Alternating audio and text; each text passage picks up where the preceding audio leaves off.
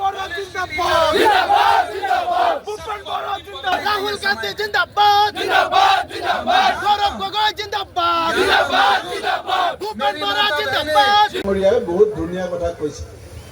মই আপোনালোকক এষাৰ কথাই কৈ যাওঁ দুদিনমানৰ আগতে চিফ মিনিষ্টাৰে মোক ধমকি দিছিলে কি বুলি যে হিমন্ত বিশ্বৰ মাকৰ গাখীৰ খাই পেলাই ডাঙৰ হৈছে মই কি ক'লোঁ যে মই আমুল তাজা খাই ডাঙৰ হোৱা নাই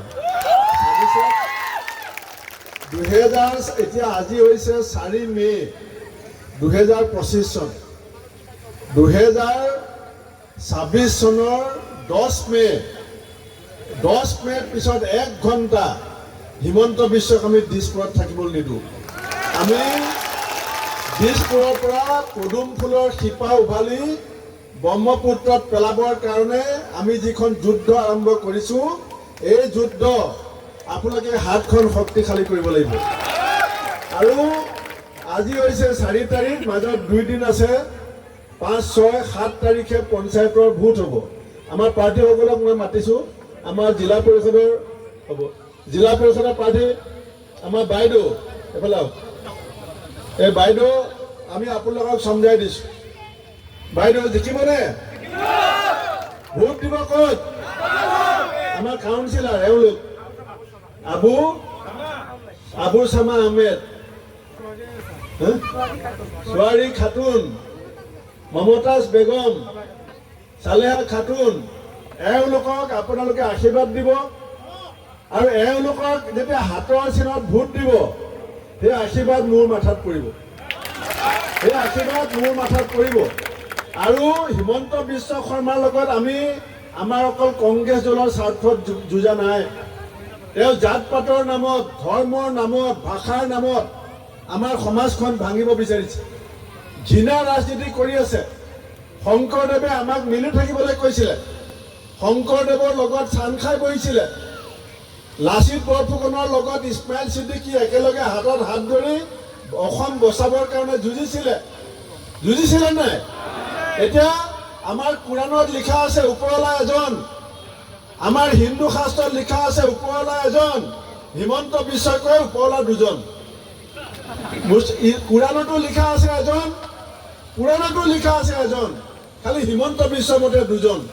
কেলে সমাজখন ভাঙিব লাগে আজি যদি কাৰোবাৰ ঘৰত জুই লাগে ফায়াৰ ব্ৰিগেড আহি পেলাই জুই নুমাব পাৰিব কাৰোবাৰ ঘৰত যদি বেমাৰ হয় 108 এম্বুলেন্স মাতি পেলাই সমাজখন বচাব পাৰিব কিন্তু সমাজত যদি জুই লাগে কোনো ফায়াৰ ব্ৰিগেডে জুই নুমাব নোৱাৰে সমাজত যদি মানুহৰ দিলত যদি বেমাৰ হয় ঘৃণা সৃষ্টি হৈ যায় সেইটো কোনো ডাক্তৰে ভাল কৰিব নোৱাৰে সেই কাম হিমন্ত বিশ্ব শৰ্মাই কৰিব বিচাৰিছে মই শুনিছোঁ যে ইয়াত আকৌ তলা চাবি আহিছে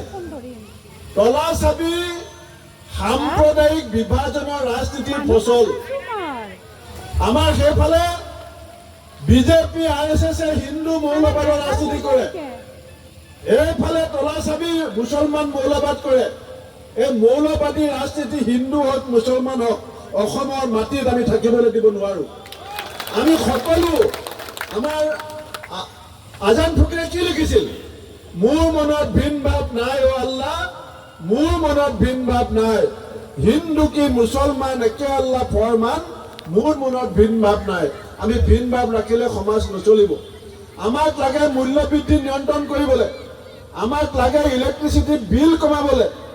আমাক লাগে ল'ৰা ছোৱালীক কেনেকৈ সংস্থাপন দিব পাৰি কেনেকৈ খেতিয়কৰ উপাৰ্জন বঢ়াব পাৰি কেনেকৈ শ্ৰমিকৰ উপাৰ্জন বঢ়াব পাৰি কেনেকৈ ৰাস্তা ভাল হ'ব কেনেকৈ বানপানী মুক্ত হ'ব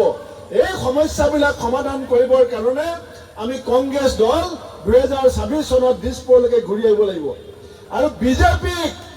দিছপুৰৰ পৰা কংগ্ৰেছক বাদ দি কোনেও ৰাইজ খেদিব নোৱাৰে আমি খেদিম আমি হিমন্ত বিশ্বক ভয় নকৰোঁ আমি ইতিমধ্যে অসমৰ মানুহক কৈছোঁ যে কংগ্ৰেছে যেতিয়া দিছপুৰত ক্ষমতা পাব তেতিয়া হিমন্ত বিশ্ব শৰ্মাই অসমৰ যিমান টকা পইচা সম্পত্তি মাটি বাৰী লুণ্ঠন কৰিছে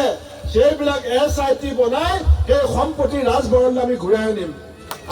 আনিম আৰু সেইখন যুঁজ অসমৰ স্বাৰ্থত অসমৰ মানুহৰ স্বাৰ্থত যুৱ প্ৰজন্মৰ স্বাৰ্থত আই মাতৃসকলৰ স্বাৰ্থত যুঁজিবৰ কাৰণে খেতিয়ক আৰু শ্ৰমিকৰ উপাৰ্জন বৃদ্ধি কৰিবৰ কাৰণে যুৱকৰ সংস্থাপন সৃষ্টি কৰিবৰ কাৰণে 2026ত কংগ্ৰেছ দলক ক্ষমতালৈ ঘূৰাই অনাৰ স্বাৰ্থত পৰহিলে 7 তাৰিখে আমাৰ এই প্ৰাৰ্থীসকলক আপোনালোকে হাতৰ চিনত বহুমূলীয়া ভোট দি